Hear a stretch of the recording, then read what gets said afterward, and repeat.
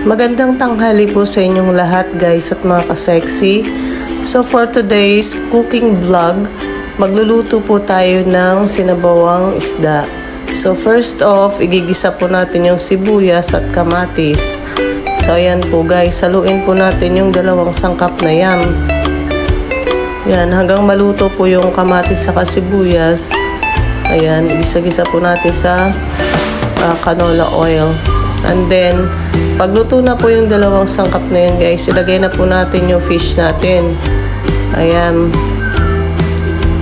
Halo-halo po natin yung fish natin sa 2 sangkap na yan para ma-absorb po ng fish natin yung kamatis at sibuyas at yung cooking oil.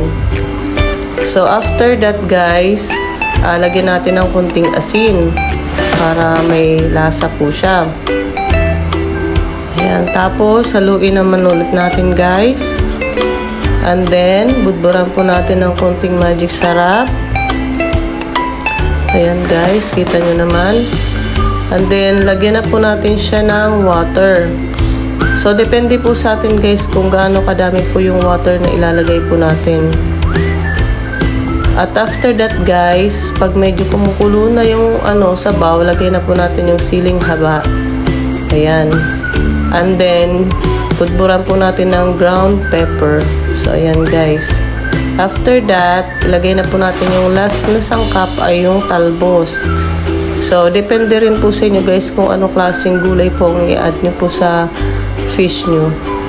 So, ayan guys. So, halo-haluin po natin hanggang maluto po yung fish at ang gulay. So, ayan. Kumukulo na.